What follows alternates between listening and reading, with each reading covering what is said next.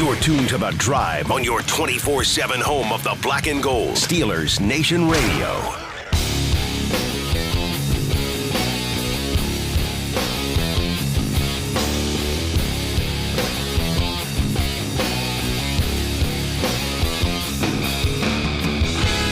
Good afternoon, Steeler Nation. It's The Drive on a Monday here on the Steelers Audio Network. Wes Uhler, Matt Williamson with you for the next 2 hours.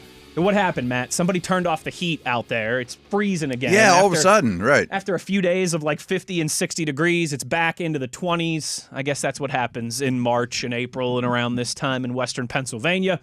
But we got a Monday here, Matt. We've got some news over the weekend that we got to get to. Okay.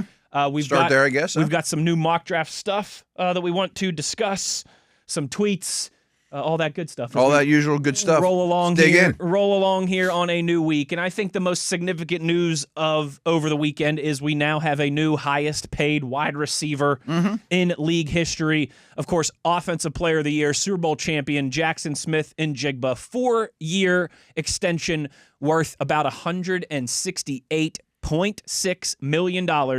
Like I said, highest paid wide receiver in NFL history, average of a little over $14 million per year, and includes over $120 million guaranteed. All of that record-setting numbers for a wide receiver. And Matt, after the year that he just had, and the way the salary cap continues to inflate, and this league is very healthy in that regard. Oh boy, I think this makes a lot of sense. Yeah, I think you kind of nailed it. Like, it's a perfect storm of him having a really good career and then taking it up to, turn it up to all the way. And then the cap blowing up, receiver contracts are really skyrocketing too all of a sudden. And you're the driving force behind a Super Bowl champ. So good for him. I don't think he's the best receiver in the league, but he's definitely top 5 right now and is coming off a phenomenal year. And I don't think he's going to fall off or they're going to regret it. He's so versatile too now. You think of him just as a slot. When he came into the league, Yeah, but now he does everything. He wins, one-on-one over and over and over versus man, versus zone.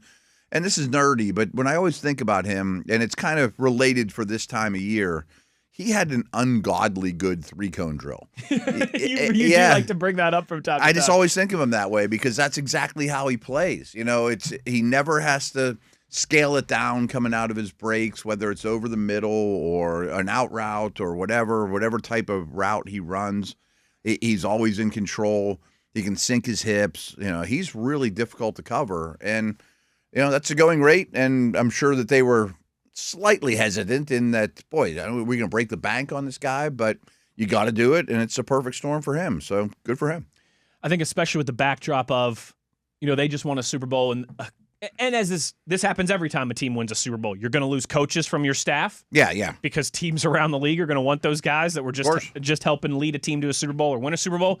And you're going to lose players on your roster because everybody around the league wants the free agents that are coming from a championship culture, know what it takes to get the job done, and typically have more money to spend than you do. If you are a teams team, will take them, right? If you're a team that's that good, you're typically up against the cap. And Seattle did get hit pretty hard. They lost some dudes. And that's exactly right. They obviously lost Super Bowl MVP Kenneth Walker, as we all know. They've lost a couple pieces of that defense. And so I think there's part of that, too, of we need to keep a lot of this nucleus together. Oh, for sure. Right. The horses that brought us here, we're going to lose a couple, but we need to keep most in the stable and ready to run again in 2026.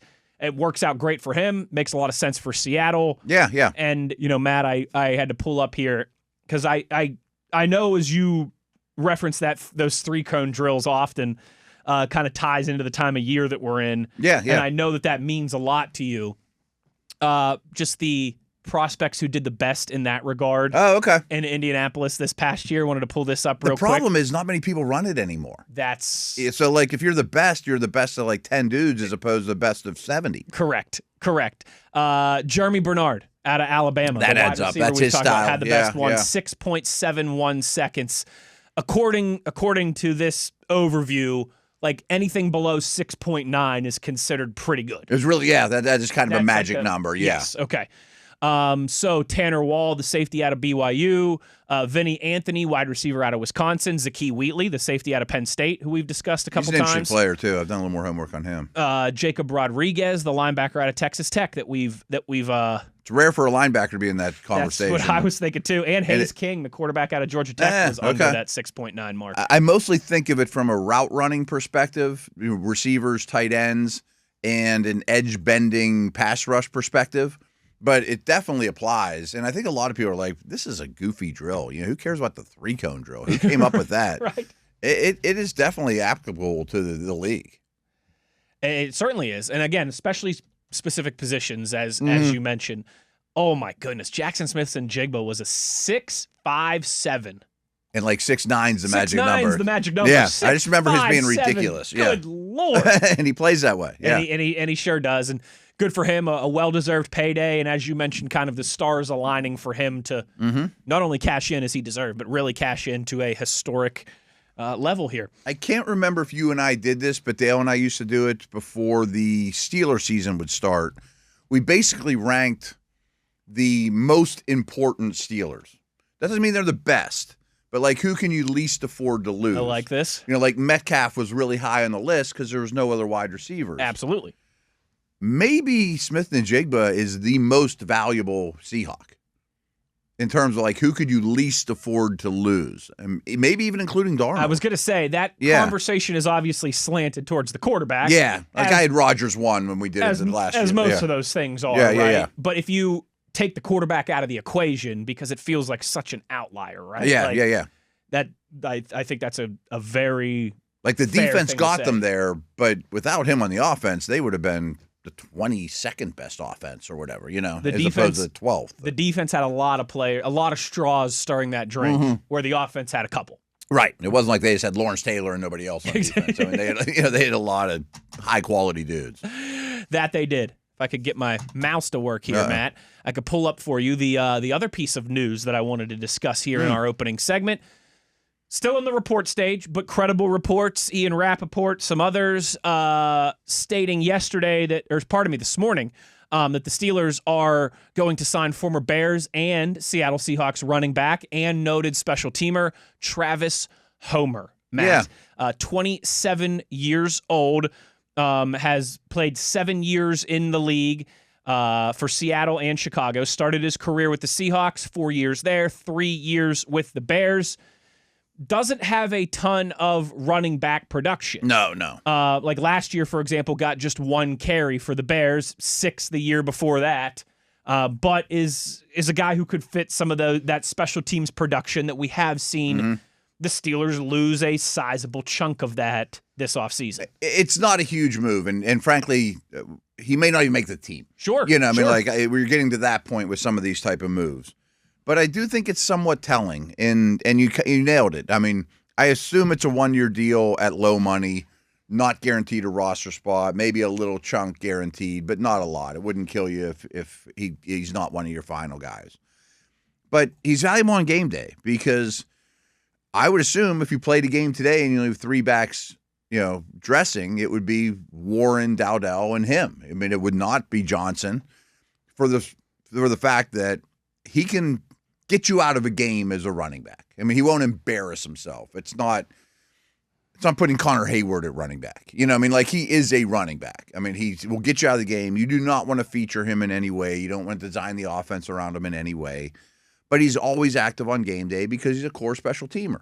So when I saw this, I thought, well, you knew there was going to be some kind of competition for Johnson's roster spot. Of course, and there better be. And there better be. There has to be. You can't just count on him and say, oh, we liked you 2 years ago coming out of Iowa, you get the roster spot.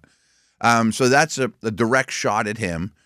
It's also made me wonder, I've been kicking around before this signing, and maybe it's not even enough, that maybe they would even use as early as a 4th-round pick on a running back that I always thought it'd be like a 6th-round guy or something like that. But when you start doing mocks for the Steelers, their needs are so close to filled already that you have 5 picks in the hopper. It's like, well, with the one of those 4th-rounders, I don't really need anything else. Maybe I'll just draft a running back and a tight end because I have roster spots for those guys, and they're the best players available.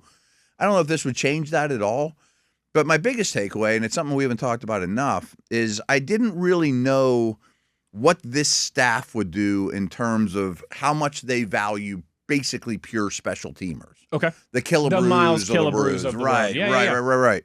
because that was definitely a Tomlin thing. Was he dedicated more roster space to guys that are special teamers first. And practice time. And I didn't know if that's totally an organizational thing. Is it a Tomlin thing? We know there's going to be changes, but we don't know what kind of changes, but there's definitely going to be changes. And it indicated to me that this group, and we know it's the same front office, certainly is not going to ignore the 4 or 5 roster spots that had the Connor Haywards and, the Killebrews and those type of dudes. And they think the Bruners Even like of the the world. James Pierre. Yeah, right. He turned into more, but he was here because of the special teams to begin with. Same with like Skronik. Oh, Skronik gave you some production as a wide receiver, but he was on the roster to be a Pro Bowl special teamer like he was. And he's going to make the team because of that, right. And Bruners are going to probably make this team because of that. But all of a sudden, they were a little short. And frankly, I'll never pretend to know who's the best special teamers in the league. It's all reputation, and Homer's lasted 7 years in the league, so he must be pretty good at it. So I would imagine that's his path. And it just tells me that this version of the Steelers compared to the last 18, 19 years or whatever it was, still is going to value those dudes. Because some teams don't as much. No, they don't. They'd rather keep a guard or whatever, When you've got 12 draft picks too, I think you've certainly got some opportunity to hopefully identify the next wave of those guys. I would assume on day 3. Day 3, I bet you take a linebacker or a safety or somebody that has the potential. And it's interesting. But a lot of those guys haven't done it yet. They were stars at Penn State or whatever, and now they got to be a special teamer. Yes, and like you talked about that, I remember this time last year, and when you and I, got to camp in late July, things like that, about a Jack Sawyer. Right, right. This guy was a 5-star, one of the best of his high school recruiting class. Goes to Ohio State. Yeah. Where maybe he did some team stuff as a freshman. Maybe, just to get his jersey dirty. He was the star of the defense. He was the captain of the defense. Yeah. He wasn't running down on kickoffs and punts, and he was worried about going and getting after Michigan's quarterback and Penn State's quarterback. Yeah, right. So for some of these guys... And you get here, the second you're drafted, you're the 4th outside linebacker. It's like you better be able to do something on special teams. Yeah, there's no way I can dress you, right? Yeah. And that happens for a lot of guys at this level. I think usually it is those bigger school, big time recruit types. Yeah. But it still happens. There's a lot of guys that get drafted that have very minimal to no special teams acumen in their career because they were the most important, best big players. Big fish, little pond. Big fish, little pond. Can't have these guys. We need these guys having a chance to breathe and don't want them getting too worn out on special teams. Yeah. And all those different things. I mean, especially linebacker and safety, if you're going to get drafted 6th or 7th, maybe even 5th round, you're going to be part of the team's unit. There's no doubt about it. The example I use the most is Benny Snell.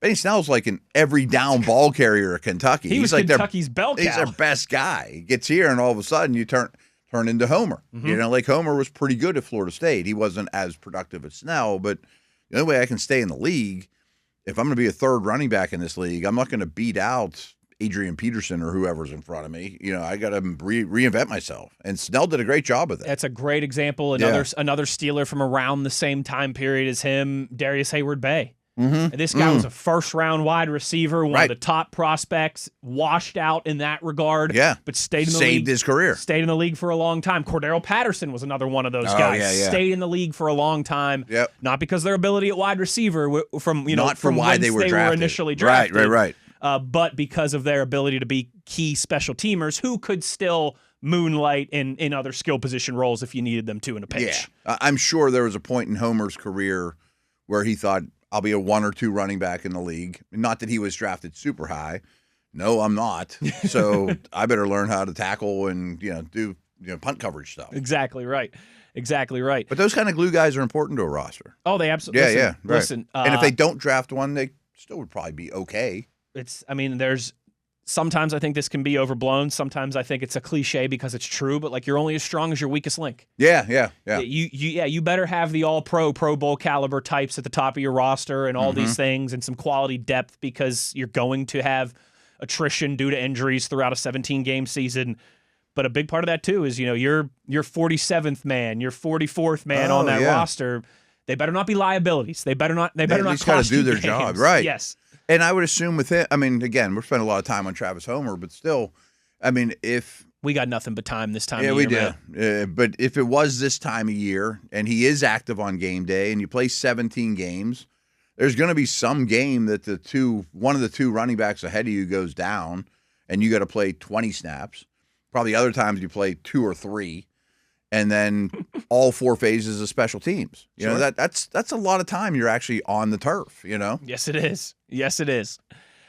There's our kind of news of the day with some moving and shaking that happened over the weekend. We've got plenty to get to as we roll along. Brand new mock drafts and big boards from Todd McShay that I want to take a look at. We do need to get to some other kind of free agency. Who's still available? What names within the Steelers realm have not signed yet and are still available? Would we be interested in bringing any of these guys back here kind of in this second, third wave of free agency when the deals start to get a little more team-friendly? And we are obviously going to get to your tweets in the final hour of the program, as we always do. You know where to get at us, if you want to get involved. Just getting started here on a Monday. Wes Uhler, Matt Williamson. It is The Drive, Steelers Nation Radio on the Steelers Audio Network.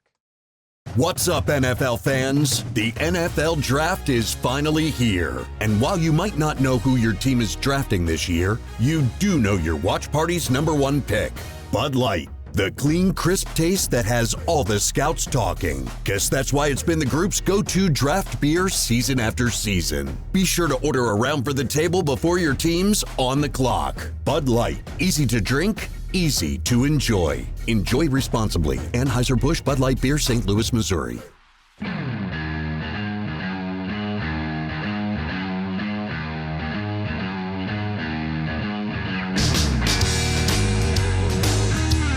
Rolling along here on a Monday on The Drive as we get into a new week.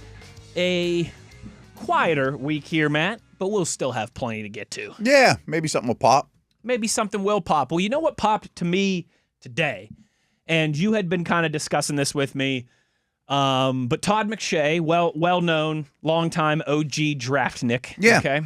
He and I got hired together as the Scouts Inc. crew by ESPN on the same day. There was like 8 of us that were all former scouts or something of that ilk, and we all got hired together, which was pretty cool. That is pretty cool. Right. And you had kind of been telling me, I don't think I follow as closely as you do, but I listened to some of McShay's stuff, particularly this time of year. And he basically was in the process of launching like an entire McShay draft room online. Yeah, and it's pretty cool. He has a newsletter you can just type in, and you'll get all his information. His newsletter is outstanding, and he's launched this brand new website with mock drafts and big boards. And Matt, a lot of this was all backed by The Ringer now too. He's backed by The Ringer, which is a sizable Simmons, publication. Bill Simmons' company there. And I'd be remiss. His right-hand man is Steve Mensch, and no one ever mentions him, and Mensch does great work, outstanding. too. Mensch was an O-lineman at Richmond when Todd was the quarterback at Richmond. They've been like best friends ever since. Gotcha. So we all got hired together as Scouts Inc. way back when, like 20 years ago. That's pretty cool. Yeah. Some good behind-the-scenes info from Matt Williamson in another lifetime there. I don't know. I haven't kept up with those guys, but Mensch wouldn't fly. He would drive from New England to Mobile every year. Like John Madden style. Yeah, by himself. I'm like, that is insanity to me. And then a long week in Mobile, he'd go back up to northern New England. I'm like, that's a haul, dude. I'm supposed to fly to Chicago this week, and I'm starting to think if I wouldn't be better off just driving with all the delays that are going on right now. Maybe we should drive to Arizona on Saturday. Maybe we should. Yeah. Can I just tell you? All right, my quick behind the scenes story for you. My wife, laughs at me all the time. Because as you guys know, I travel a lot.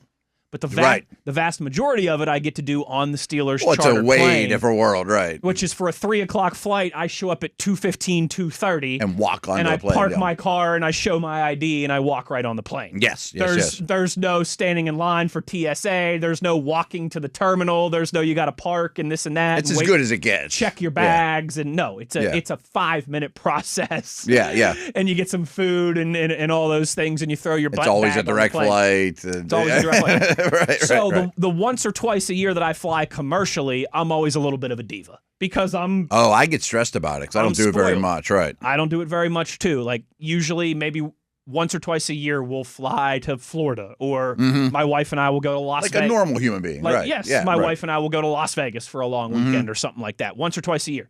But coming up here in just this week, Thursday, I'm flying to and from Chicago. We will not have a show on Thursday this week, by the way. On the same day. On the same day, I'm flying to and from Chicago with my dad to kind of fulfill a There's so much room for error there. bucket list thing. Maybe we'll talk about that more later in the week. I wish you the best, but there's so many flaws in that plan, potentially. Particularly now. That's what I mean, right. And then so Thursday morning to Chicago, Thursday night back to Pittsburgh, and then Saturday, Matt and I are flying to Phoenix. And I'm like, with my wife yesterday, I'm like, of course, I never fly commercially, and now I'm flying 2 and 3 days. I'm flying twice. I'm flying twice this week when commercial airfare has been as bad as it's been since COVID. Yeah. You know, You're really flying 3 times this week because Chicago's there and back. Yeah, yeah, and like 4 times in a week. 4 times in the next 9 days. Yeah. Yeah, I'm brilliant. I'm a genius. Really. I really picked my timing well on this one. What could go wrong? But with all of that, back to where we started. I'm sure it'll be smooth sailing and fine. Oh, yeah, I'm sure. Right. I'm sure I won't be frustrated. I'm sure I won't be, getting back here losing Friday your marbles, all ticked off, and why the heck did I do that? But I digress. Matt, Todd McShay, and everything that he does, fantastic. One of obviously this just got released today. It's good stuff. The best in the business. He put out his 3rd mock draft. And with that, a couple things that caught my eye that I want to run by with you here. And I think an important kind of, he did 2 rounds of mock drafts here today, I believe it was. My co-host Brian Peacock did a 2-rounder today for Mock Draft Monday, and I have not taken on that endeavor yet. It's a really good way of looking at things because you really have to start. Maybe start next week. Maybe we'll do that. Yeah, we can fiddle with it. I mean, because like you and I have talked about this a ton just for the Steelers. Like, if it's me, receiver and O-line are my top 2 needs, and it looks like both are plentiful. But we'll go back and forth a million times. Should they go receiver in round 1 and then O-line, or the other way around? But when you do a 2-round mock for the whole league, and you start thinking that way, or some of these teams a lot of teams don't have a first. A lot of teams have multiple picks over 2. Like the Dolphins have a ton of picks. Like what's my best way of making all these puzzle pieces fit the best? There's a lot to it putting a 2-round mock there on this year. Yes, there is. More than most years is my point. There certainly is. And with that, McShay's mock grabbed me because I really like what he did with the Steelers in the 1st and 2nd rounds. Okay. I haven't even looked at it yet. It's on my agenda tonight is to look at the new site and the mock and all that. It also kind of, I think, paints an interesting would you rather scenario type conversation. Yeah, exactly. I mean, that's exactly and this is what war rooms do. Like we hope we can. The Browns are one of the best examples. Browns also need wide receiver and O-line, but they don't pick round 1, round 2. They pick their early pick, and then they have the 24th or something like that. Can we hold on long enough to get a Lamu or one of those guys, or Proctor, or do we have to take Freeling with the first pick? It's a real balancing act. It sure is, and that's why it's fun to kind of go over all these different scenarios and possibilities this time of year. So, Matt, I wanted to run through McShay's latest mock here. Yeah, it sounds great. And then when we get to the end of all the conversation of the 1st and the 2nd round and how it played out for the Steelers, then I'll kind of propose the would you rather scenario that I thought of whenever I was reading this all through this morning and this afternoon. Number 1, no shocker. And I don't know what your plan is, but we could even look at it like, well, now that all the hay's in the barn, we can Monday morning quarterback it and be like, well, knowing who was off the board when, who would you have taken? That's exactly. I assumed that was that's the exactly angle where I wanted to That's go cool. with you. This may be a 2-segment conversation, but who knows? Yeah. It's on the set list as a 2-conversation segment. And there's a lot of team and scheme fits I'm rethinking lately. Okay. Not just because of free agency, but just in general. I like it. Mendoza, number 1. I don't think that surprises anybody at this point. Arvell Reese, number 2. I've heard some people say that they just don't think he's a developed enough edge to do that. I just don't care. I would just take him because I think he's a phenomenal football player and start him at edge and figure it out. I was listening to the Athletics' latest kind of Building the Beast podcast. Yeah. And it's good stuff too.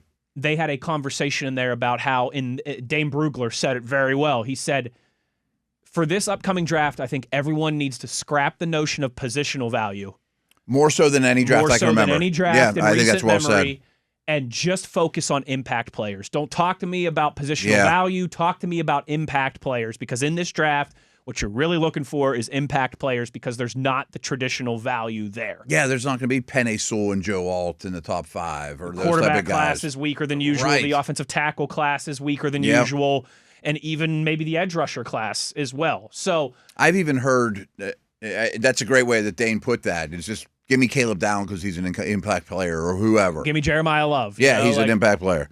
But I also think in this one, too, maybe more than any draft I can remember, because I do think it's a weak class, especially amongst first-rounders and whatnot. I just want to avoid potholes. Like, I'll be usually I'm not happy with a single, but I mean, like, that was I'll another take a thing single, that they discussed in the show, was the balance of trying to hit a home run versus just slapping a double into the gap off the wall. Yeah, I mean, a leadoff walk to me is maybe okay. He was basically like, this draft is a lot more look to slap doubles into the gap as opposed to trying to crush a grand slam. Yeah, because they're just not guys that are dripping with immense talent, And with that, I think Reese makes a ton of sense. Just get an impact. He's going to be good. Get an impact player. Yeah, right. 3, Francis Mauigoa, tackle out of Miami, who I think we both think, if it doesn't work out there, could be an outstanding guard. Yeah, and that seems early for him too, to be honest. But normally he'd be the 8th pick. Yeah. But I also think with a guy like him, there's a pretty low bust potential. And there's 2 starting spots he could fill in. I mean, and they need help at both of them. Ruben Bain Jr. goes 4th to the Today's Titans. his pro day. That would surprise me a little bit. So we'll probably might have to mention it tomorrow, just because there'll be a lot of arm length talk after his pro day today. Sure. I stole this joke from someone I listened to, from some podcast I listened to over the weekend, but all this crazy arm length issues, between combine and pro day and misreading, and, it should never happen, first of all. But someone made the joke, like, arm length should now be like brought to you by Men's Warehouse. And everyone of these dudes like the way you look. Everyone goes and gets fit for a suit by guys that do it exactly perfect and tailor it's a great call. Right, like, okay, like they're going to get it right. Burlington Coat Factory. Exactly. Right. Yeah. Joseph A. Banks. Right. I mean, someone of those should jump on it now. We're going to bring everyone in the combine in, fit them for our best suit, and we'll tell you exactly their measurements, because we're better at it than you jokers. In the world that we're in now, everything is for sale. Right. How is someone in the NFL not sold that yet? Someone listening should jump on it, right? Or they should hire Matt as their sales director to give you better ideas. Number 5, Jeremiah Love doesn't have to wait long after that Tennessee pass. He goes 5 to the Giants. I don't think I would take him for the Titans now. Yeah? I mean, they're okay at running back, and they just need Tate or Bailey or Bain or one of those guys, or Downs to me. I think I'd start considering him here. He does go 5 to the Giants, which there'd be some irony in there, as the team who drafted and then kind of gave up on Saquon Barkley, going back and taking another running back high not too much later. Last note on the Titans, I could also see that being a style spot. Early. Because remember, their new head coach was the defensive coordinator when Warner took over with the Niners. And he has to understand the value of a big-time, every-down, difference-making linebacker as well as anybody. Saleh. By the way, over the weekend, I was talking to one of my buddies, Matt, from high school. Shout out Matt if he's listening. And he is maybe the biggest Ohio State fan that I know. Oh, okay. So I was telling him how you and I had the conversation last week about player most likely from this class to end up in Canton one day. And I was like, as someone who's watched these Ohio State guys, about as much as anybody that I know, what would you say as it relates to that conversation for those 3?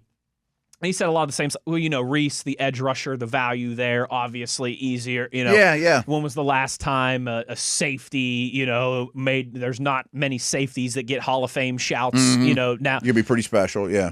But we had the same conversation about, like, if Sonny Styles hits, he could be right behind Fred Warner pretty quickly. Yeah. And have a long stretch as one of the best 1-2 linebackers. All pro, year after year, just a position right now that's a little weak around the league, and particularly with guys who come into that position and hit the ground running. Yeah, he could pass Warner in a year or two. For the Ohio State That's a good one. Yeah. Side note, I would pick his school if I had to pick. Absolutely. Yeah, right. Absolutely. One school, yeah. Speaking of which, Carnell Tate goes 6 to the Browns in McShay's latest mock. That's how my man Peacock did it too, just because he's kind of keeping his fingers crossed that they'll get the tackle late. Yeah, I was gonna say they'd be passing on pretty much every offensive lineman except for Maui Goa, but hey, I think Tate's clearly wide receiver 1 right now. I do too. I don't care what he runs. And I love Jordan Tyson, but I think Tate's wide receiver 1. Number 7, Sonny Styles. 3 of the Ohio State guys in the top 7. Good Lord. And I say, if you get Styles that late, I think that's one of the steals of the draft. Great. Too. And he might fall there. He very well could, and I think that would be a nice piece for that Commanders defense that desperately needs some guys to build around. Yes. Number 8, the Saints go David Bailey, edge rusher, number 2 in this mock, goes at pick 8 to New Orleans. He might be the best pass rusher in the draft. I mean, you get him that late in this draft is pretty good. And this one is a little surprising, but I guess makes sense. Chiefs at 9 take Mansour Delane, the corner out of LSU. They did just lose Trent McDuffie and Jalen Watson, so they need some bodies there. I don't know. I feel like 9's a little too high to take a corner in this draft, but it's a big position of need, and they could have their pick of of the entire crop. So I keep referencing the 2-round mock that my partner did because he put a lot of thought into it, and he did not have Malagoa going 3rd. Okay. But he had him going to the Chiefs here, and he said he was torn between him and Delane. But remember, the Chiefs pick here, they pick at the end of the first round, and I think they have the Titans' second-round pick. They have an early second-round pick, yeah. There's corners there. There's corners in those spots, and I had never thought of a right tackle for the Chiefs. But if you're going to pay Mahomes what you're paying him, you go back-to-back years taking a tackle in the first round, that's good, cheap labor at the most expensive position. That would make a lot of sense to me. That maybe a right tackle there would make more sense than I thought. And plus, they've developed corners in the mid-rounds year after year. Good job of that over the last that's decade a Spagnuolo thing. Number 10, Caleb Downs, the 4th Ohio State player drafted in the top 10, goes to the Bengals. He stays in the Buckeye State. Do we think that's the latest he could go? Yes. I do, too. I think the Bengals just run to the podium. Maybe 11 to the Dolphins, but... Maybe. I just don't know how Cincy could possibly pass on him. Same. I mean, Styles would have to be there, and I don't know how both could be there, This sometimes... When you're with an organization as beloved and as stable as the Steelers, you can lose sight of this stuff. But that would be some goodwill for the Bengals, an organization that might need it amongst their fan base. Keep an Ohio State guy. Yeah, right. That would drum up some interest for, I think, a fan base that has started to lose a little interest. Yeah. Again, if this was Bengals Nation Radio, thank goodness we aren't. But, I mean, BNR doesn't sound nearly as good as SNR, I'm just saying. But I think we would never take door number 2 if Downs was there. Correct. If we were looking at it through a Bengals lens, it's like, would you take him? Would you trade the 10th pick for Downs? Need the help on defense. Yep. And he's a phenomenal player. Plays for the most popular football team in the state. Right. There's going to be Downs jerseys immediately, Yes. Mekhi Lemon, number 11 to the Dolphins, 2nd wide receiver off the board. Okay. So Peacock did an interesting thing here, too, is he took Sadiq there. Okay. Which I think Sadiq might be better prospect for his respective position than whoever you think wide receiver 2 is. And I understand the Miami's receivers are horrendous now. It's a bit of a black hole. But they have so many picks, they'll get Concepcion later, or, you know what I mean? There's a lot of Chris them. Brazzell. Yeah. And I would draft several pass catchers for them because they have none. Absolutely. And this is a good year to need pass catchers. Yeah. 12, Dramod McCoy, corner out of Tennessee. Very interested. His pro day is a week from today, next Monday. So we'll be out. That's a make or break situation. It's a make or. I mean, I know a lot of times we can get hyperbolic this time of year. Yeah, you can focus on too many things, and you can make just general sweeping statements that are way too extreme. But he might have more riding on his pro day than any prospect in a long time. In a long time. Now, it gives me this. It's real easy to say, trust the tape. Tape should be more important than a pro day. Of course it should. But everyone making these decisions is a human being, and there's no way around what have you done for me lately, or the last time I saw this guy, I haven't seen him since, let alone his situation. Yeah. But like combines and this stuff stick in your mind more than they probably should. Matt, I'm talking about for healthy players, let alone a guy that didn't play at all. The last time, just to put it in context like this, the last time Dramod McCoy was on a football field in a competitive setting. Yeah, with like pads on. Right. Will Howard was the quarterback of the team that he was playing. Wow. And Jack Sawyer was on the other sideline, too. Right. It was that game, that first-round game in Columbus where Ohio State blew the doors off of Tennessee to Yeah. start their national championship run. And that was the last time he was on a field in a competitive setting. Will Howard was the quarterback he was lining up against. And Cardinal Tate had a hard time getting on the field. Could barely even get on the field. He's going 8th overall in this draft or whatever. Right. I mean, that was 14 months ago. Yeah. And it's going to be, 18 months That's by the time? Big leap of faith. It's a long time in this game. See, that's why I think a player like him ends up with like the Dolphins or Jets, where it's like, we got time to let you marinate. we're not going to win with you anyway. I mean, like the Rams can't take him unless he's awesome at his pro day. You know, like if I need you to win now, the Rams wouldn't anyways. They trade for McDuffie, but you know what I mean? Yep. Like, yeah. A team who's really kind of pushing Seattle, them. or I mean, like these teams. The Lions probably wouldn't take them. Or like KC, for that matter. KC. They could be in that. They could have that decision. Let's table this for now. We're overdue for a break. It's a fun conversation. It is. Though. I do enjoy this kind of stuff this time of year, as I think our listeners do as well. We'll pick this back up on the other side. Uhler, Williamson, it's The Drive, Steelers Nation Radio on the Steelers Audio Network.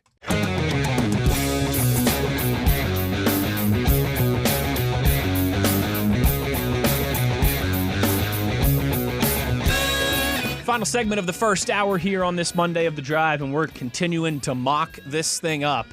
Oh, we're digging in. That's what you do this time of year. Yeah, you gotta. You get into the trenches, you get real nerdy, you get real dorky. But as you know, man, I say this from time to time. Like if you're part of the crowd, and we appreciate the crap out of you guys that is rocking and rolling with us every day, even in the middle of March, I imagine this is the type of conversation that right up your alley, that you right. enjoy, that you're a little bit of a football junkie like us too. So, pick 13 on the clock. The Rams here, Jordan Tyson. So this was one of the things that I pulled from this. Just other That'd be wide receiver 3 already. Other than the general conversation of going through a mock, we've kind of, I think, been conditioned since the combine of like these wide receivers are falling down the boards. Yeah. That's 3 in the top 13. That's not falling down the boards. No, Todd's pretty wired in on this stuff too, and I think the Rams have an interesting dilemma. Well, it's a good one to have. There's going to be a tackle here, Freeling or somebody like that. And a lot of these teams say, oh, we never going to pick this high again. But like the Chiefs and Rams mean it. You know, like this isn't even their pick. The Rams didn't even earn this And the Rams pick, are like, when what I mean? Stafford retires, we're going to trade 5 first-round picks for Josh Allen or Joe Burrow or something. We're not going to be picking this high for a while. Like the real responsible thing for the Rams to do is to take the tackle. You know, it's kind of a need. It's definitely a long-term need.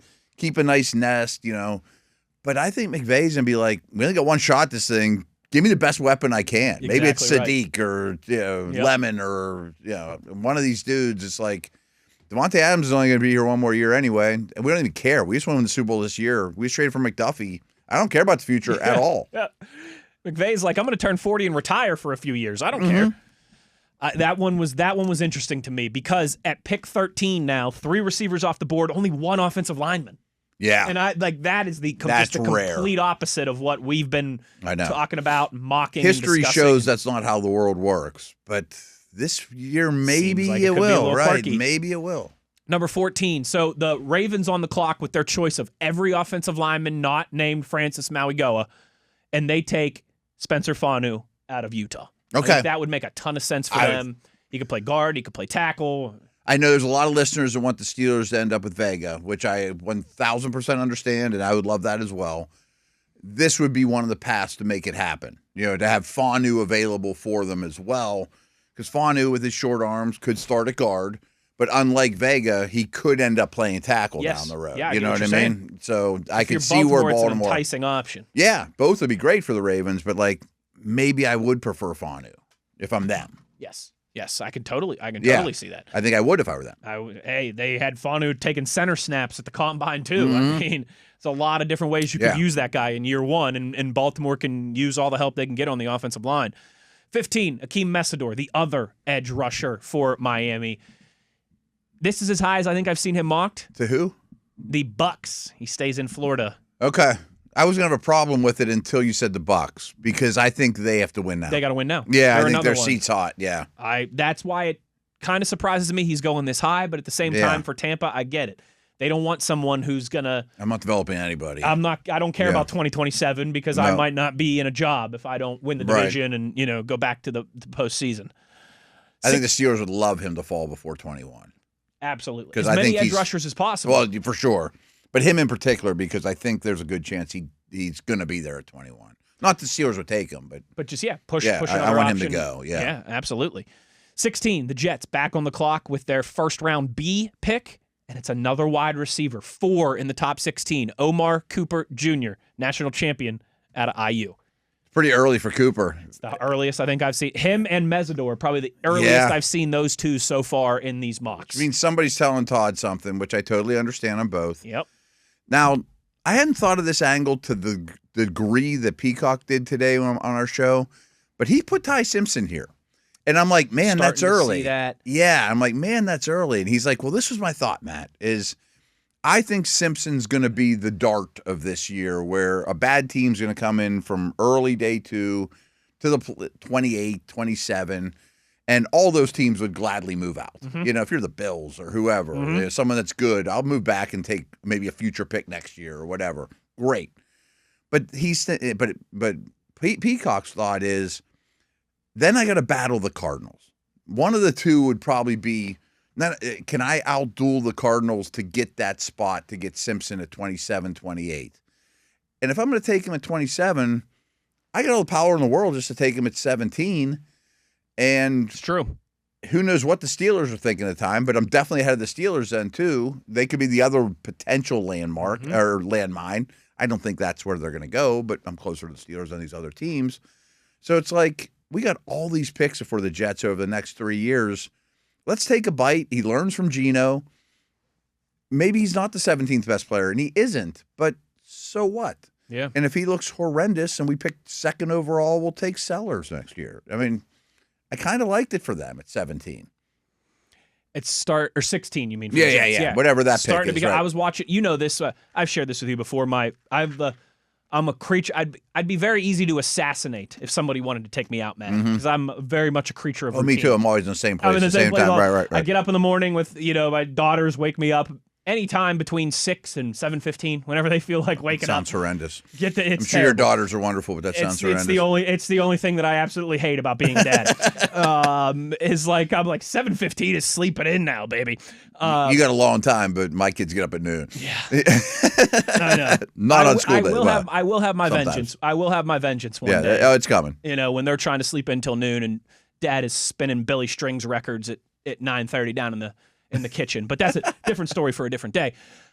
In the mornings, I get up, take the girl, get the girls breakfast and day started and coffee and all that stuff, take them to daycare, come home, pull out my laptop and try to outline the show. Start fiddling around and see what's going on in the league. And while, checking ESPN.com and NFL.com and different mocks. I do the same thing. I sit in my chair after I feed Larry the bird and do a couple little things, and then I go to like 10 different sites, the same ones every day. And while I'm doing that on the TV, I'm flipping back and forth between the NFL Network, between ESPN, between just seeing what they're talking about, what's the news of the day, what's the topics. And today on ESPN with Greeny and Orslowski and all those guys, they were doing a mock, and they talked about Ty Simpson here at 16. And I never see that heating up. I also know that a lot of these people, it's because they honestly feel that way. A lot of these people, it's performative. But Orslowski was on there this morning saying he thinks Ty Simpson is a slightly better prospect than Fernando Mendoza.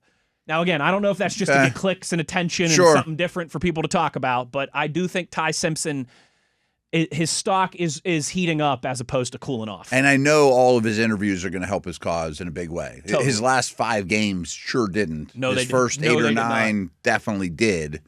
And now, again, it's what have you done for me lately? He starts coming to visits and all those things. I think that'll help him.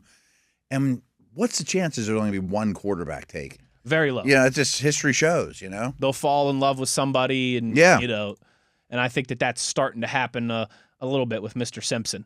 But yeah, I mean, it's 15 starts last year, man. It's not a lot to go off of. The first 9 were very good. The last 6, like the Jets is an all-time terrible landing spot for any quarterback.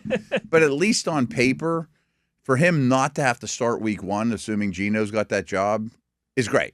Great. You know what I mean? It's awesome. Like I want him to sit behind Stafford or Rogers or Geno. That's the you know what I mean? scenario Right, where yeah. you could see it really working out for Ty Simpson. That would be best for him. He gets to the league and he's not on the podium right away. He's not on the stand right away. He gets some time to learn and breathe and adapt and all that. No one ruins quarterbacks like the Jets, but still, that's a better landing situation than usual. It would be a different situation than Geno landed in the first time, than Zach Wilson or Sam Darnold landed in. Best of luck. Here you go. Let's pick this up. Hour in the books. We'll pick this up to start hour number 2. We'll continue going around with this mock here. What happens with the Steelers? What does it mean for round 2? All the ecosystem conversation that you expect will be had. Wes Uhler, Matt Williamson. It is The Drive here on a Monday. Halfway home. Steelers Nation Radio on the Steelers Audio Network.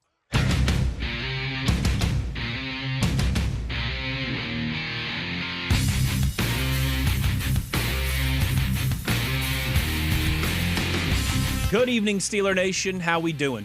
Well, that's good. Us too. Hour number 2 here of The Drive. Wes Uhler, Matt Williamson, eating some innings on this Monday. Yeah. With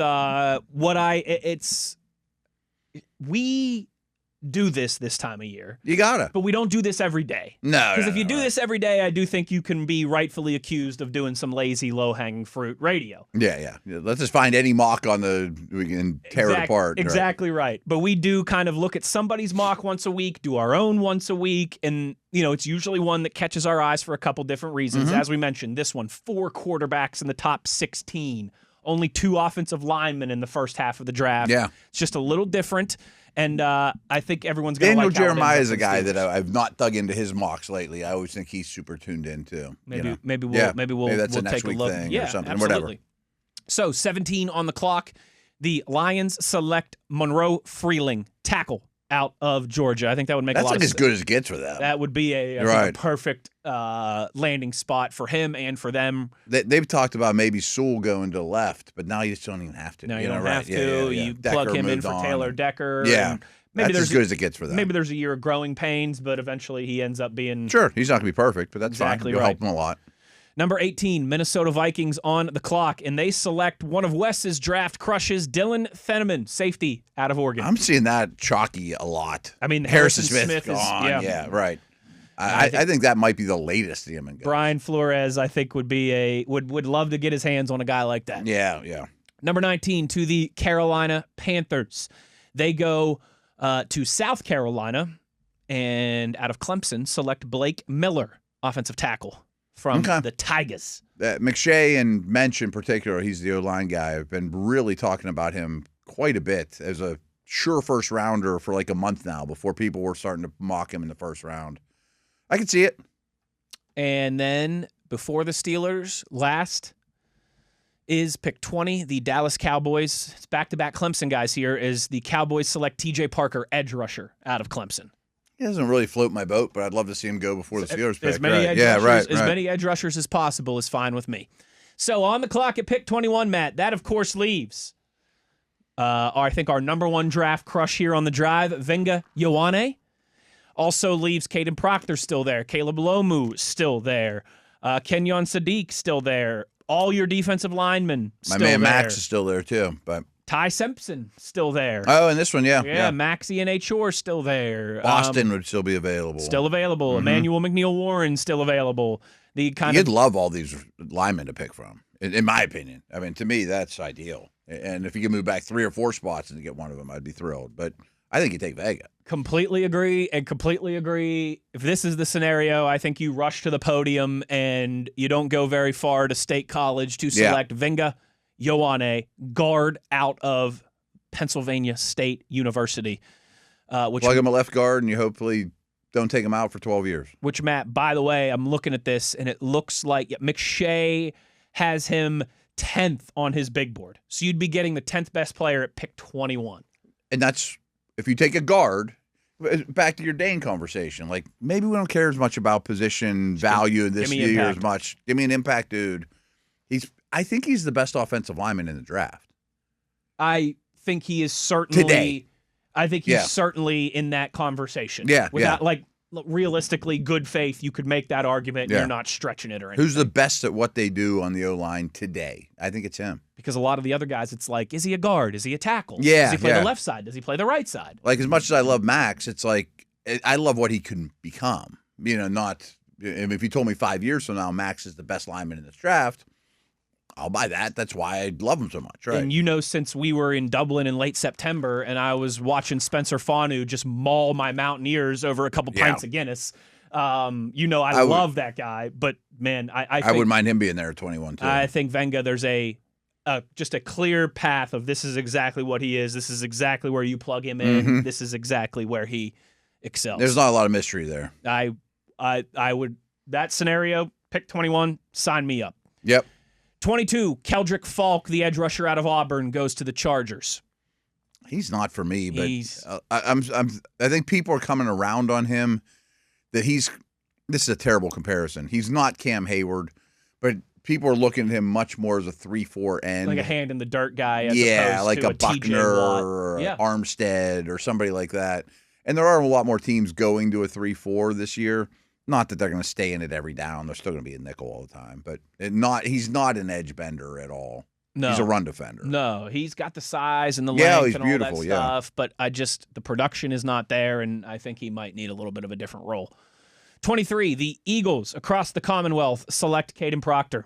Big boy. Perfect. Out of Alabama. Would make a lot of sense. Will make a lot of sense there, and them kind of trying to keep that culture in the trenches. 24, Matt, the Browns do get their offensive lineman. They go with the other Utah guy in this first round, Caleb Lomu, the true right tackle. I think you'd take that if you were the Browns right now. What they ended up with. So they ended up with Carnell Tate and Caleb Lomu. Yeah. I think if this was. I would be a little nervous hoping that a tackle fell that far because his history shows it won't, but it pays off. On BNR, Browns Nation Radio. Ew. I think we would. Yeah. I think we'd sign up for that right now. Barf Nation Radio. Barf Nation. No, you'd take that for sure. Bland Helmet Nation Radio. Let's put an elf in the 50-yard line logo in the middle of September. Nation Radio. 25. Bears select Emmanuel McNeil Warren, safety out of Toledo. That's their Briscoe replacement, I guess. Yep. Okay, they don't have any money, so they can't get him in free agency. I don't necessarily love his fit for the Steelers, but I think he's an intriguing prospect for somebody else. Yeah, he would not be for me, considering what safeties the Steelers have. I think that's going to be D lineman said and done by Chicago, though. D lineman at pick 26 for Buffalo as they go Zion Young, edge rusher out of Mizzou. Okay, more of a power player, run stuffer type.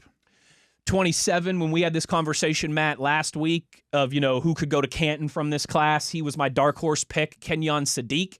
The first tight end goes off the board here. I don't think he'll last this long. He's hard to find a fit. It's really hard to find a fit for him. But I could see the Chiefs. Didn't they just re-sign Kelsey? Those are the reports being floated out there this afternoon. I haven't seen it. I don't know if that's just a contract, just an open space, at least or what. TV's given us the thumbs up. So it does sound like Kelsey signed a 3-year extension now.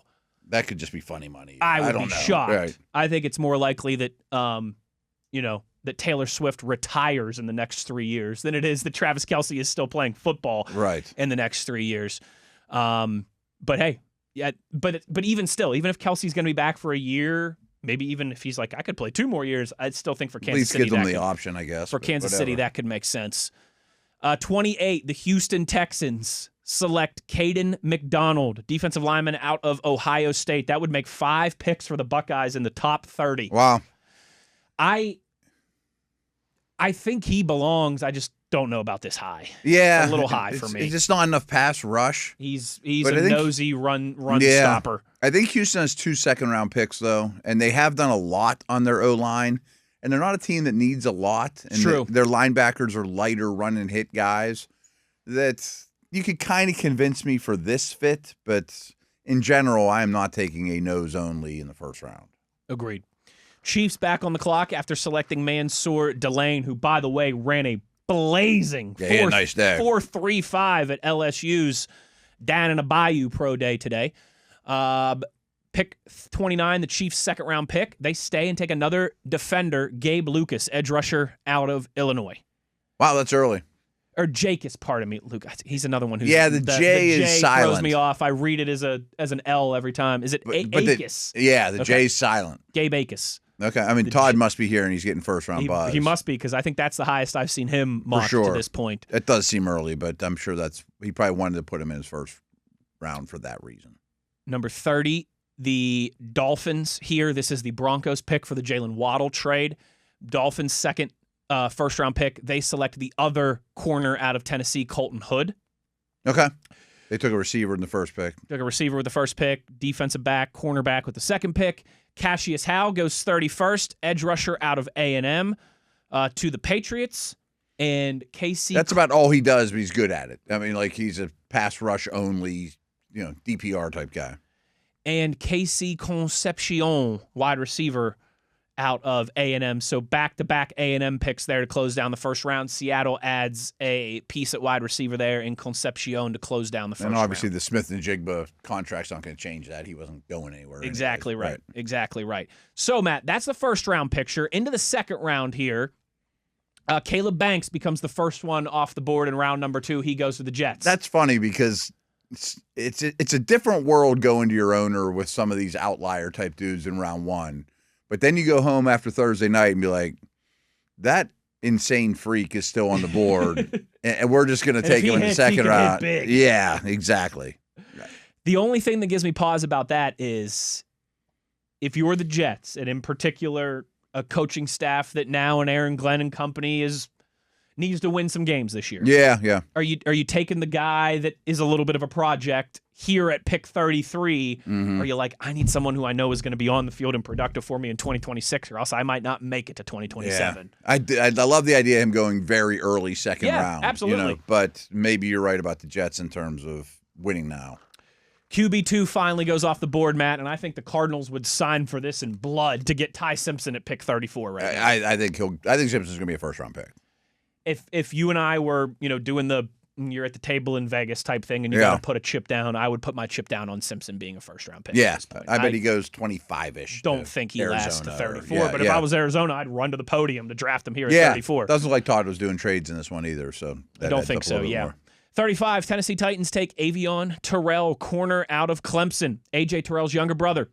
Boy, a lot of these second-rounders in this neighborhood could go 20th. A lot of these guys you would really like. Yeah. Including pick 36 overall. Man, the Raiders, they might have their offensive line fixed. Max Ianachor, Matt's biggest draft crush out of Arizona State. That's perfect for them because he could be a guard or a tackle or whatever. And again, they don't need to win right this minute, Man, I really like all the names in this range. Yeah, it's a good spot to be in. 37, the Giants take C.J. Allen, linebacker out of Georgia. Okay. I don't think Styles is crazy for them to take in top of the first round. They're going to add 2 pieces, I think, that they'll really like. Mm-hmm. Denzel Boston goes off the board 38th to the Houston Texans. Man, that'd be a nice fit for them into the second round too. Cleveland, man, I hate how well McShay has this draft fallen for Cleveland. For the Brownies. They go Chase Bistonis, guard out of A&M, who I'm really starting to warm up to more and more. So you get one of the best tackles, one of the best guards, and a receiver. I really like him and Pregnon as second-round guys out of Oregon. I don't know if either one will make it to the Steelers pick in the second round. I don't think so. There's just too many people that need them. Yep. And they feel like instant plug-and-play and, you know. Safe. Yep. Pick 40, the Chiefs go Chris Brazzell II. They do go wide receiver finally. They get the speedster out of Tennessee. He's a ridiculous talent. He is. He really is. You might have to wait on him a little bit to He is, develop, you like to say, playing a little bit of a Mickey Mouse offense. Yeah, but his tape pops, man. 41, Cincinnati Bengals. Peter Woods, defensive lineman out of Clemson. See, I think that's where he belongs. Same. Everyone thinks he's like, surefire first rounder, blah, blah, blah. I don't see that. Same. But if you're the Bengals taking him here, I think you're quite happy with that. Man, it'd be a run on Clemson guys here after Terrell and Woods at pick 42. The Saints select Antonio Williams. We talked about him last week, wide receiver out of Clemson. Ooh, that's the earliest I've seen him, too. I think he's a quality player. He is flying under the radar in this wide receiver conversation. Pick 43, the Dolphins. Malachi Lawrence, edge rusher out of UCF. Okay. I put him in my first mock just because I think he's one of the more underrated guys out there. I would really like this for the Jets because he'd have a chance to learn from some of those veterans that they just added on their defense. 44th overall, they take Anthony Hill Jr., Texas linebacker. Okay. I think that'd be a good landing spot for him. He's a good athlete, too. 45, the Ravens select Jeremy Bernard out of Alabama, the three-cone extraordinaire. They always like their Bama guys going back to Aussie. They do, and they like that type of wide receiver, it feels like, dirty work type guy, yeah. The Bucs, after taking Akeem Messidor, go back to the defensive line, Lee Hunter out of Texas Tech. He's a little redundant with Vea for my liking, but it's probably about where Todd thinks he's going to go. Colts at 47, they take their first pick. Yeah, their first pick. They take Elijah Surratt, kind of. Maybe the Pittman replacement. Replace Pittman, keep that Surratt's wide receiver really room growing loaded. on me. I know he's really been growing on you the last week. Every time we bring him up, you have better and better things I to get a say. little more excited about him. 48, Atlanta Falcons take our former president and edge rusher out of Oklahoma, R. Mason Thomas, at 48. Do you know the R doesn't stand for anything?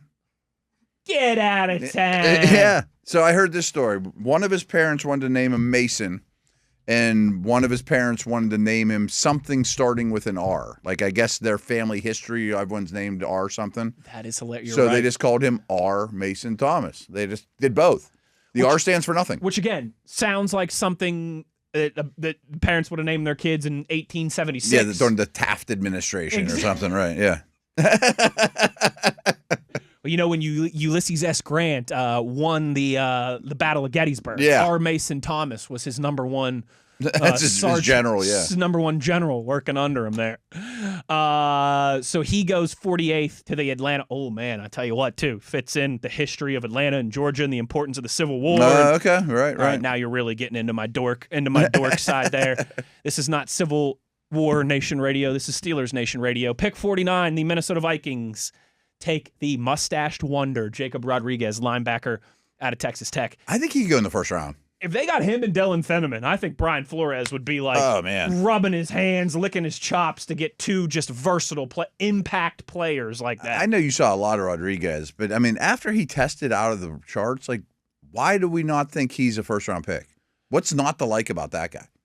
I don't know. Yeah, he makes every play. I think just mainly because this is a better than usual off-ball linebacker class. Right, like he's not Sonny Styles, but I think he could go ahead of Hill and some of those other dudes. If he was the second, I think he could be the second linebacker taken. Wouldn't shock me. No, right. And he could end up going in the 20s or back half of the first round if that's the case. I think he will. 50, Detroit Lions, a guy who had a visit with the Steelers not too long ago. Corner Chris Johnson out of San Diego State. Okay. 51, Carolina Panthers take Eli Stowers, another one of these freakish athletic tight ends, him out of Vanderbilt. I think Young would appreciate that. That would big option to throw to. Be a nice piece, absolutely. 52, the Green Bay Packers select Brandon Sissy, corner out of South Carolina. Okay. Their D tackle and corner rooms are both pretty light. That'd be their first pick. Yes, it would. And I like Sissy. He's another one of those guys who's starting to grow. I think he could go earlier in that too. Yeah. Size, speed. So the Steelers on the clock here at pick 53 with an offensive lineman with Venga Ioane added for those who missed it in our previous segment. They've got some options here, Matt. You've got a couple wide receivers I think that people would like. Malachi Fields still on the board. Deion Burks still on the board. Zachariah Branch still on the board. Those are three I'm losing excitement for the Steelers. Okay. Yeah. I'm actually, for the purpose of this exercise, I'm glad you said that because McShay has the Steelers selecting Deion Burks, wide receiver out of Oklahoma at pick 53. He's all right. He's just, there's not many under 5'10", 5'8" guys that are excelling right now. And that's my problem with him and Branch. I watched some more Fields. He doesn't ever get open. Everything's contested. He's really good at the catch point, but he didn't test well, and he doesn't come out of his breaks real fast. I don't think he's going to go on day two. Those are the three. There's so many receivers I like in this neighborhood, and those are the three that I've stalked down for me that you mentioned. Okay, so that, Matt, raises a very interesting would you rather scenario question. Like I said, that I think kind of plays perfectly to where I wanted to go to wrap this up with you. I'm going to ask you that question when we return in our next segment. Right. We're way overdue for a break here. Yeah. So the way that this played out with guard wide receiver, but maybe not necessarily the wide receiver in the second round that we would all be crazy about. Would you take this or would you go fish for another scenario? Let's discuss that when we return. Wes Uhler, Matt Williamson, having some fun here on a mock draft Monday on The Drive. Steelers Nation Radio on the Steelers Audio Network. What's up, NFL fans? The NFL Draft is finally here. And while you might not know who your team is drafting this year, you do know your watch party's #1 pick, Bud Light. The clean, crisp taste that has all the scouts talking. Guess that's why it's been the group's go-to draft beer season after season. Be sure to order a round for the table before your team's on the clock. Bud Light. Easy to drink, easy to enjoy. Enjoy responsibly. Anheuser-Busch Bud Light Beer, St. Louis, Missouri.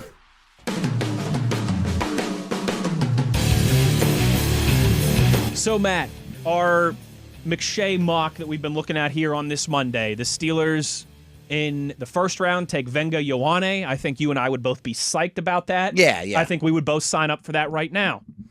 The wide receiver, though, that we would like to get at pick 53 wasn't necessarily there. It ends up being Deion Burks out of Oklahoma, but I think even as you mentioned, Malachi Fields, Zachariah Branch, some of these other names. I don't hate the two small guys. All right, I'm going to hijack things just for a minute. Go for it. So I've been really leaning towards O-line and then receiver. I think we both have. But the more we've done mocks, even just through 3 rounds, I might take 2 day 2 receivers. And then I'm much happier taking a Burks or somebody like that. And then ended up with Lance in the 3rd round or somebody like that that's more of a downfield, different style. So I didn't love those receivers there. Although the guy I'm really starting to fall in love with is Hurst from Georgia State. Mm-hmm. I mean, I think he could be phenomenal. I'm also really interested in Bell from Louisville, but he's injured. He's injured at the moment. Mm-hmm. But boy, both those guys' upside is super duper high. But I just did a podcast on this yesterday where I think I want to take 2 day 2 receivers. You know, especially if I go O-line in round 1. Yeah, I could use a safety. Yeah, I could use some other things. You got 4 picks on day 2. Yeah, you have 4 picks. There's a real rich spot there for a lot of these receivers. You get 2 different shapes and sizes if you do it that way. And I like Pittman. I like Metcalf, but they're not young. And if I'm drafting a quarterback in the 1st round next year, 2 guys that develop with him for the next 3, during the lifetime of their contract or their rookie deals, I don't think Pittman and Metcalf are going to be there for your 5th-year option or your 1st-round quarterback next year, let alone maybe not 2-3 years down the road. It's just how the league works. So I think 2 day 2 receivers is at least my flavor of the month for Steeler draft. And then it'd be much easier to stomach Burks or, a 5'8" guy. So I am leaning towards that way as well. But here's kind of the would you rather that I wanted to run by you. Now, to preface it, it didn't work out in the 1st round as ideally as I would have liked because there were 4 wide receivers taken in front of the Steelers. So it makes this conversation a little rougher with the way this laid out. Because not to mention the Leo lineman that you love is there too. Exactly right. And then Concepcion and Boston go off the board. Brazel goes off the board. Antonio Williams goes off the board all before pick 53. Earlier than you thought, yeah. But a guy that is still there is Emmanuel Pregnon, the guard. I was going to say, there is no lineman, though, that's attractive. So my question would be at pick 21, would you rather go Venga at 21 and then figure it out here at 53? The answer is yes, but I understand where you're going with this. Now, I guess it would get a little more interesting. Let's pretend Tyson was also there.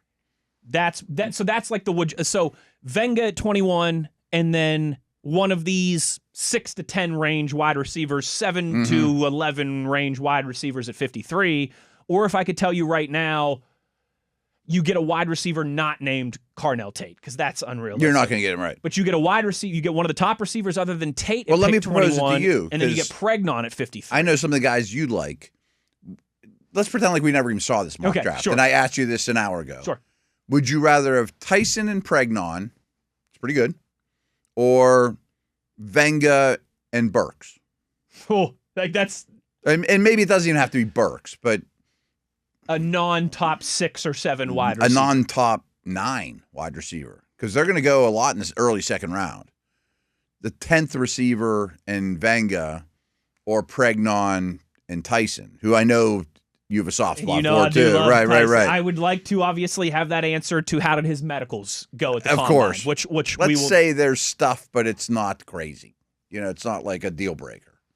Because Todd did have him going high. He must be hearing pretty good things about the medicals. Yeah. I mean, if he's got him going 13th, he's probably pretty confident pretty that it's clear not on a the deal medical side breaker. of things, Yeah. Man, I see both sides in that scenario. I'd rather know which receiver I'm getting in round 2. Yes. If it's like Brazil, I'd probably stick with him. But I don't think he's going to last there. Same. I'm with you on that. I don't think Surratt's going to last there. Like if you told me Venga and Surratt, I would take that. Totally. Yeah. Totally. I would take that over Tyson and Pregnon. Yeah. Or even Tyson and Bastonis out of A&M. It's a great question, but then I start to think about because where it all kind of deduces down in my mind is, okay, on day one, as much as I love Jordan Tyson, and let's even say he hits as a prospect, on day one and probably year one, he's your third wide receiver. Assuming he's successful. I mean, he's not going to be so good that he's Randy Moss that he's going to put Jake Reed on the bench. Whereas Venga could be an every snap starter. He almost has to be. Could by the end of the season could be your second or third best offensive lineman. Yeah. And in 2 years he might be the 6th best guard in the league. What if in 2 years you have, and hey, maybe I'm doing as you and I always lament, this wide receiver is the next Randy Moss. Let's compare them to all. But maybe in 2-3 years you've got a Pouncey DeCastro type interior of your offensive line with Venga and Frazier. I was going to take it a step further. I mean, maybe a year from now, this is optimistic, a year or 2 from now, you might have a top 5 guard, tackle, and center. That's pretty good. That's a cheat code in the NFL. That's pretty good. Right. That's pretty good. I mean, that's like the Dallas of the 90s line. That's a lot harder to get than 2 or 3 plus wide receivers. It's way hard to get. It's not even close. It's almost impossible. So as we talk it out, I think I'd go with Venga and then Fish for wide receiver. Yeah. Now, if Pittman wasn't on the roster, that's a different story. Give me Jordan Tyson without a doubt, and I'll wait. Because the needs would be way too strong. Yes. Yeah. Yes. Again, I'll take my chances with 2-day 2 receivers, and I need one of them to hit and go from there. Yeah. Then I guess maybe we could save this for Wednesday for a would you rather. But then my mind wanders to, well, all right, would I rather have Venga or would I rather have someone like Fanu who could maybe eventually be or Ian Achor who could eventually be a tackle? Right. Because this all gets back to, Matt, when we're sitting here next year at the end of March 2027, I don't want to be talking about needing a tackle. And a quarterback. Well, of course, because we're going to be talking about needing a quarterback. Exactly. Okay, Will Howard Nation, I hope you're right, and we're not going to be talking about a quarterback. I hope Dylan you're right. Cook Nation, I hope you're right. Don't get mad at me, Will Howard Nation, all right? There's a Dylan Cook Nation out there, too. It's true. Now, they're like Trinidad and Tobago compared to the Will Howard Nation, but no doubt. It's like USA versus Trinidad and Tobago or one Cook of these smaller could be good countries, enough that I extend him 2 more years, and I would love for that that'd to be happen. great. I'd love for that to happen. And he's actually been on the field. But I am assuming until proven otherwise that this time next year we are going to be quarterback, and then quarterback. At all costs. It's like when people in Philadelphia and some of these other places that I've worked, it would be like, how does Pittsburgh rank its teams? Like, we know the Steelers are number 1, but how's it rank after that? I'm like, guys, the most popular teams in Pittsburgh are the Steelers, yeah. and then the Steelers. Yeah. And then you could start talking about hockey and baseball and some of this other stuff, right. Next year, it's going to be quarterback, and then we can start talking about something else. Yeah. It better not be left tackle, too, because that's a problem. Because it's just too hard to do. It's a problem. Yeah, that's why Fanu and Max to me are so attractive. That's in my mind here as part of it's a big ecosystem of a conversation. It'll never happen, but if Fanu, Max, and Venga are all there at 21, you're super thrilled. But that's going to be hard to rank for me. Venga's going to be the best guard today. Venga's going to be probably the best player, period, today. Yeah. But I like starting either one of them at guard and at least have the option to move them to left tackle. Same. Right. You know what we should do?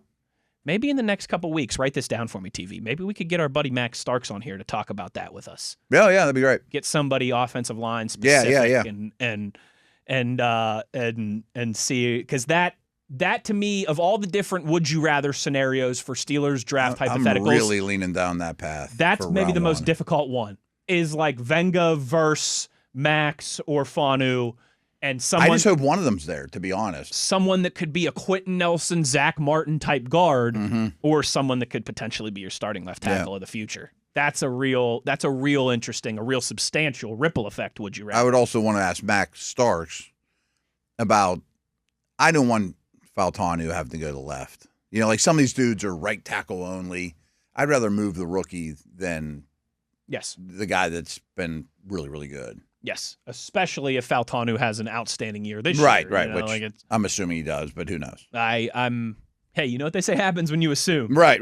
But let's just that's say not how the league works. Let's just say we're cautiously optimistic that hopefully we've got a top 5 right tackle and a top 5 center for the foreseeable future here. A top 5 guard wouldn't hurt either. A top 5 guard or even a top 10 guard would go a long way. It's not like Max and Fanu can't stay there their whole career. No doubt. You know, that could happen too. No doubt. But then again, you might be fishing in the tackle waters. I stress this too much and people get sick of me talking about it, but the more I play out all these scenarios, I think your draft just goes so much smoother if you land one of those 3 at 21. That's where I'm starting to lean too. I am, you know that, and then double down on receiver in day 2. It could work out. Do you think your next quarterback would appreciate all those things? I sure do. Yeah. Do you know the famous meme of like the guy who's holding his girlfriend's hand, looking over his shoulder at another girl who walks by? That's like me, like holding hands with wide receiver, but looking over my shoulder at offensive lineman. Just makes a little more sense, right? One more segment to go. Let's close this thing down with some tweets before we get up out of here. We actually were planning on doing another double X Twitter segment here today, but we mocked it up to we no ends. mocked it up on this Monday a little bit more than we thought we were going to, but that's okay. We will get to your questions, comments, concerns, and reactions before we get out of here. Uhler, Williamson, The Drive, Steelers Nation Radio on the Steelers Audio Network.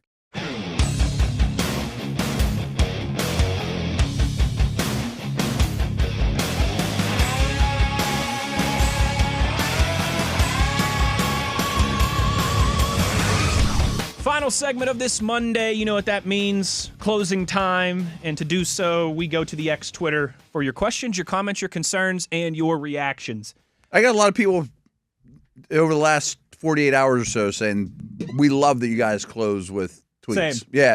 It's been cool. And it's this time of year, it makes it easier, it's too. It's the fun ebb and flow because during the regular season, we do tweets maybe like once a week. Yeah. Because there's just so much to get to. I mean, like the week after the draft or free agency. I mean, there's busy times where it's just not going to fit in. But this time of year, we love it, and you've all been participating. It's like the in-season, it's like our kind of like one extra segment a week is the around campus conversation. Yeah. Like this time of year, let's make it tweets, let's make it participation. We never take phone calls on this show, but we will always listen to tweets. Yeah.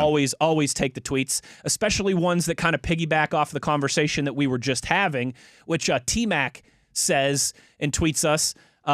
It's funny too. We've got a nice group of kind of like a half dozen or dozen or so. Oh, the regulars, that are just regulars almost every day. I love it. T-Mac says, our best offensive linemen aren't first-rounders. I don't want to reach for offensive linemen that don't have first-round grades. Get wide receivers with first-round grades. Metcalf and Pittman are nice, but getting older and have large cap hits for their production. I, in general, agree with that thought process, but I'm telling you this right now. A lot of these offensive linemen that we've discussed don't have first-round grades. I don't even care about first-round grades this year, Venga though. is like the number 1 or number 2 highest-rated offensive lineman that you see on everybody's big boards. We've had this discussion a lot, that there's never 32 players with first-round grades in any draft, no matter what. It's like the wide receiver 1 conversation. Yes. There's not 32 wide receiver 1s in the NFL. And there's fewer this year than ever. I mean, with true first-round grades, no matter what year they came out, they're first-round picks. Venga's definitely one of them. And if you can get one at 21 when there's only 11 in the whole draft, I think you jump all over that. Now, I'm not even sure Max, I would think Fanu does, but I'm not sure Max would be consensus, number 1s across the board.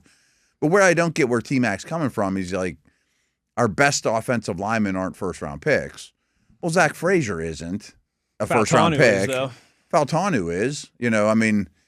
And I know Broderick Jones seemingly hasn't hit, but that doesn't mean you stop taking first-round just players. Just because Kenny Pickett didn't hit doesn't mean you stop taking first-round quarterbacks. Right. You know? And the Frazier argument doesn't hold up because there's only been like one center in 10 years that goes in the first round. That's Linderbaum. You know, like centers don't go in the first. Graham Barton, but that's. Well, I guess there's more than that. There are several. But you're right. It's rare. It's rare. Like one Maybe every 3 years. Once a presidential cycle or once an Olympic cycle, right. you get a first-round center. So just because you got a stud center in the second round, that's where stud centers go. That's where Creed Humphrey went. I mean, that's where these guys go.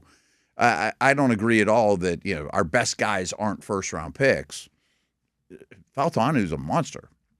Broderick Jones hasn't worked out yet. Okay, that's the only argument against it to me. And McCormick's a good player. I mean, you can, but and I agree with the don't reach for offensive linemen. I think so many teams around the league are guilty of that. That's the only way to get them. It's kind of like quarterbacks. Though. It is. But again, it depends how far you reach, I guess, is really the conversation. If we were talking about taking Bastonis or Pregnon in the first round, that's a different story. Totally. Right. But I promise you, I'm not taking them over Jordan Tyson. Fanu and Venga and these guys, they have first-round grades. They're going to go in the first round. Yeah. I'm not taking those guys over Jordan Tyson, though. No, not the pure guards, right. Mr. Steel City tweets us. I don't know if we've had a tweet from Mr. Steel City yet. Welcome to the party, pal. On March 23rd, that's today, what would you say are the ideal positions of the top 5 picks, assuming we don't trade back? I'd go 2 wide receivers, 1 offensive line, 1 defensive back, and 1 linebacker.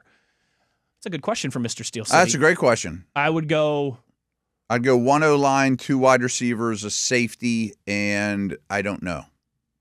I might go 2 O-line, 2 wide receivers, a safety. You could definitely convince me a second O-line. And D-line. I mean, like a tackle, especially if you go Venga, then maybe a third-round tackle like Bell from Miami or somebody like that. You really like him, don't you? I don't love him. He's definitely a tackle because he's gotcha. 6'9". I mean, somebody like that. You could also convince me of O-line. If you go O-line in round 1, you don't have to do a second. But then you go 2 receivers. I like the defensive back conversation because that could be a big slot. It could be a safety. Sure. But I would lean towards safety, but that's a broad term nowadays. And then maybe it's just even best available because, I mean, I don't know if I'd take a running back or a tight end, but I mean, best available could pop up more throughout the course of the Steeler draft than you think because there's not a lot of spots for these guys. I just don't know who the D lineman would be, Correct. Shardy McDennis tweets us. That's a nice Always Sunny in Philadelphia reference for those of you out there that know. And basically wants to know how he did with this mock draft where he essentially traded back from 21 for the Steelers to pick up a bunch of extra second and third round picks. Ended up with 8 picks, between 28 and the end of the third round.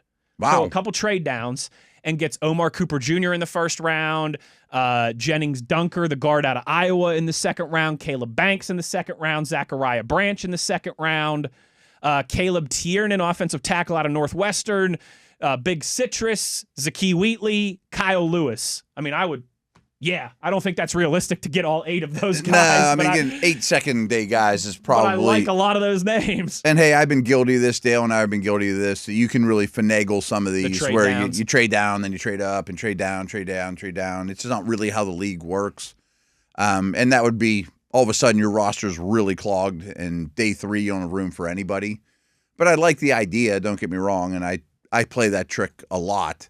I did see this one while I was getting coffee in there. I clicked on it, and you get Banks that late in particular. It's like, that'd be incredible. Yeah. If you could get Banks in the second round, Wheatley and Kyle Lewis. I mean, yeah, that might be a little redundant, but I bet you one of those guys pops.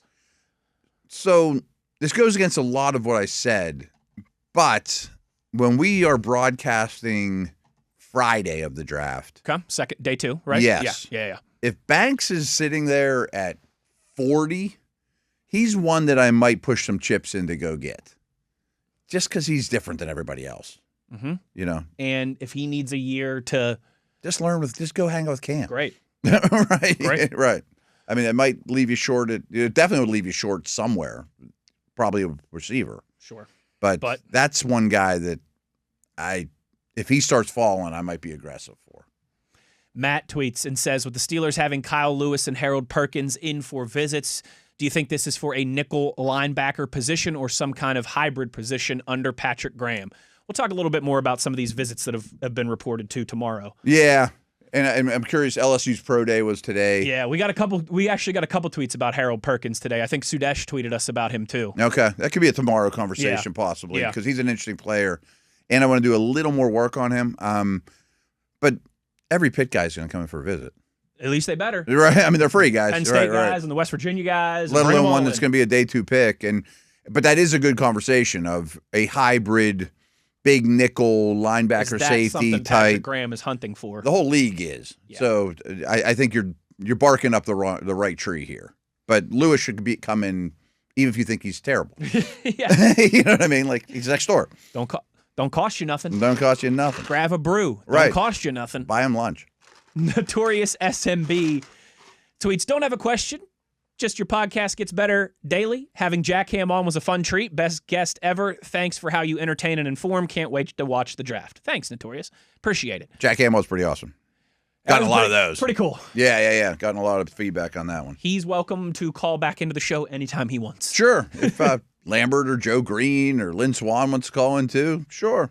Donnie Shell, if you're listening to this, that'd be great. Don't feel left out. You're welcome to. Bradshaw, you can call in, you know. Yeah, I think he does a little media stuff. He might be pretty good at talking. Yeah, and those guys want to call in. We're all ears. Rocky Blyer? Sure. RJ tweets and says, thanks for doing the tweet segment every day, gentlemen. Love for all of us getting to be part of the show. The draft is 1 month away. Dude, that is crazy. Wow, it's already today. That's right. Good call, RJ. Where would you guys rank it as a sporting event on the sports calendar? I absolutely love it. Is saying it's a top 10 sporting event too rich? Top 10 might be a little too rich. But if you're He's saying the draft, he asked? Yeah. It's my favorite event of the year. It's better than the Super Bowl, but... So for me, the draft is a lot of fun until we get to Saturday. And then I'm like, okay, come on. This is a little... Not that there's not important picks and good players and all that. But to as much as I'm on the air, it can be a challenge. It's a lot of coffee involved, you know? I don't want to sound like I don't want to sound like the Dean of Doom, the Lord of living in my fears, and get off my lawn. But 3 days of the NFL draft feels like we're stretching it pretty thin. If it was Friday, Saturday, or Thursday, Friday, but that's just me. If you love it, I am not knocking it. I mean, the Super Bowl to me is obviously better. The Stanley Cup and the World Series are better. I'm sure. March Madness is better. The World Cup is better. Olympics are better, but I mean that's only like 5 or 6 that I named there, so maybe it is in the top 10. It's my number 1. The Masters to me, I'd rather watch the Masters and just read the names that were drafted than that, because that's the thing.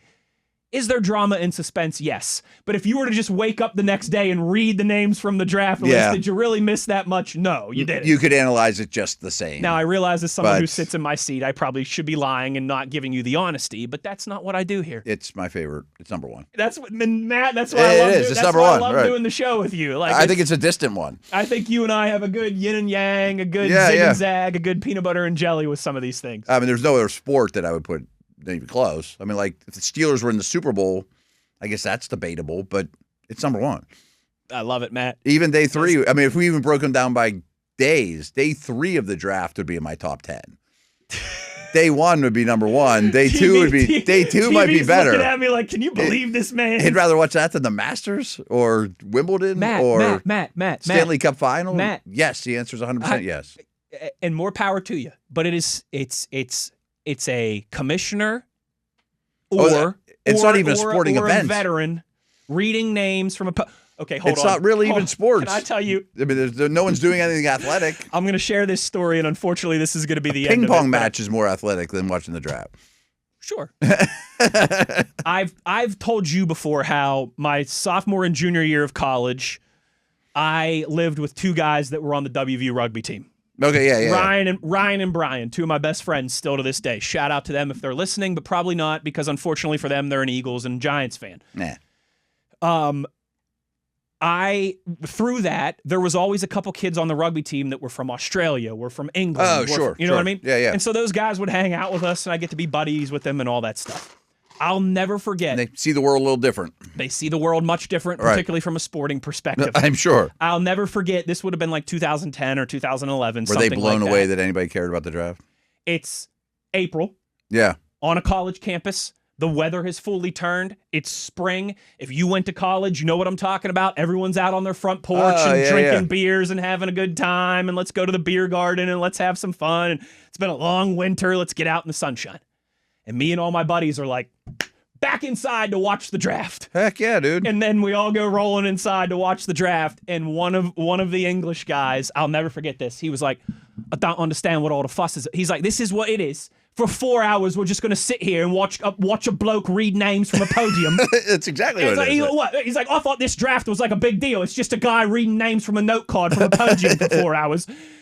And the older I get, the more and more I think he's kind of right. Now, I still love it. It's still drama. It's still great. Don't get me wrong. But my first draft that I spent. By Saturday when we get on air, I'll be like, all right, come on, let's get through this here and get to some real OTAs and mini camp and real football. I mean, like my first draft that I spent with my now wife, wonderful woman of 30 years or whatever, going back to dating and whatnot, I told her, I'm like, back then, I'm like, I'm not going to sleep the night before the draft. I can sleep Christmas Eve, but even when I was a kid, but I can't sleep the night before the draft, even when I was 8.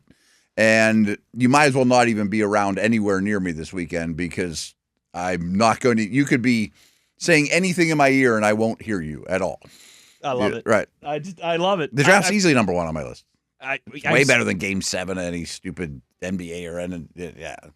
Hey, you could be wrong. It's fine. But that's why I love doing this with you. I've said this before, and I'm sure hopefully we'll be doing this for a long time together, and I'll say it many more times.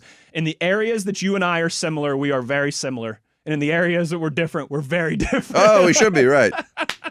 And your English folks are right. It is just an old man at the podium reading off cards. I think when I'm 75, I'll still hear the voice.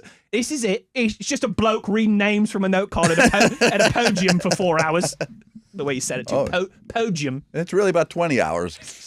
If you really are into it, yeah. And for like the first 10 or 12 hours, I love it. And then I'm like, all right, let's get moving here.